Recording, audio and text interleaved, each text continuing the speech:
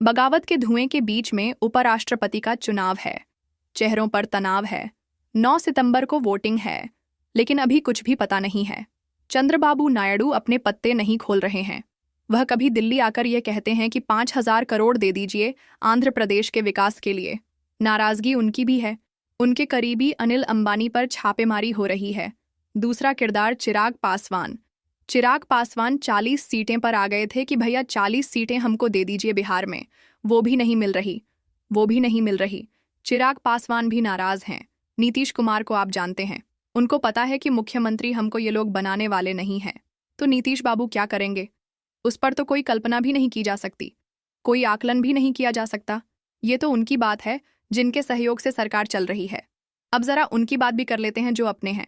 मोहन भागवत लंबे वक्त से भारतीय जनता पार्टी में टॉप लीडरशिप से नाराज चल रहे हैं। और अब खबर यह है कि 5, 6 और 7 सितंबर को जोधपुर में एक बड़ी मीटिंग, 3 दिनों तक चलने वाली मीटिंग मोहन भागवत ने बुलाई है। 32 संगठन जो आरएसएस से जुड़े हैं, उनके तमाम पदाधिकारी, तमाम बड़े चेहरे इस मीटिंग में शामिल होंगे। वसुंधरा राजे, पूर्व मुख्यमंत्री राजस्थान, वो भी नाराज बताई जा रही है, क्योंकि उनको कहा गया था कि उपराष्ट्रपति चुनाव में आप दावेदार हो सकती हैं और अभी उनके पास कुछ नहीं है। वो सिर्फ एक विधायक हैं। इससे बड़ी कोई जिम्मेदारी उनके पास नहीं है, तो उनकी भी नाराजगी है।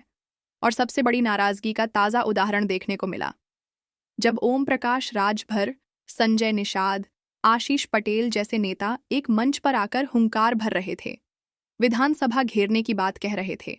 और एक चुनाव आपने बीच में देखा, कॉन्स्टिट्यूशन क्लब का राजीव प्रताप रूडी बनाम संजीव बालियान, उस चुनाव में सीक्रेट वोटिंग होती है और पक्ष विपक्ष के सभी सांसद उसमें वोट करते हैं। राज्यसभा और लोकसभा के खास बात उसमें यह भी है कि उसमें कुछ पूर्व सांसद भी वोट डालते हैं। वहां भी सीक्रेट वोटिंग वोट पड़े तो अमित शाह की पूरी ताकत लगाने के बावजूद संजीव बालियान वह चुनाव हार गए और वहां राजीव प्रताप रूडी को जीत मिली। वह वहां जीत गए और उसके बाद आपने देखा किस तरह से राजीव प्रताप रूडी राहुल गांधी को थैंक यू कहते हुए नजर आ रहे थे। आप यह भी देख रहे हैं कि जगन मोहन रेड्डी ये दावे कर रहे हैं कि राहुल गांधी और नायडू के बीच में हॉटलाइन पर बात हो रही है। तो ये जो तमाम दावे हैं, इन्होंने असल में टेंशन बढ़ा दी है।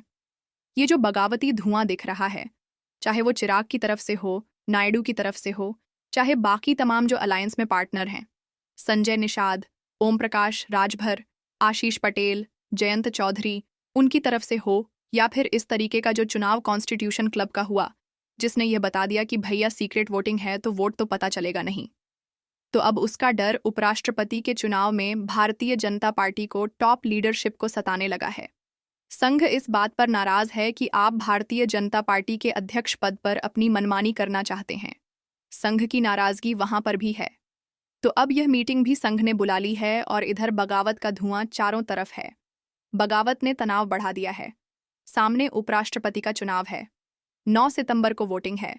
सुदर्शन रेड्डी अलग अलग राज्यों में जाकर विपक्षी नेताओं से मुलाकात कर रहे हैं और यह भी कहते हैं कि वो चंद्रबाबू नायडू से भी मुलाकात करेंगे, उनसे भी समर्थन मांगेंगे।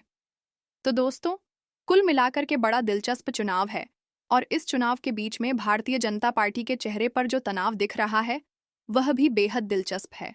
अपनों को मनाने की कोशिश की जा रही है। रूठे हुए लोगों को समझा बुझाकर मनाया जा रहा है कि इस चुनाव में साथ दे दें, और वह जो सहयोगी दल है, उनकी भी मिन्नतें की जा रही हैं। उनको भी कहा जा रहा है कि पूरी मदद करेंगे, पहले उपराष्ट्रपति के चुनाव में साथ दे दीजिए। सितंबर का महीना है दोस्तों। सितंबर के महीने में 9 तारीख को उपराष्ट्रपति का चुनाव और 17 सितंबर को प्रधानमंत्री नरेंद्र मोदी का जन्मदिन। बाकी आप समझदार हैं। आप अपनी राय कमेंट बॉक्स में हमें ज़रूर बताइएगा। चैनल को सब्सक्राइब कीजिएगा। नमस्कार।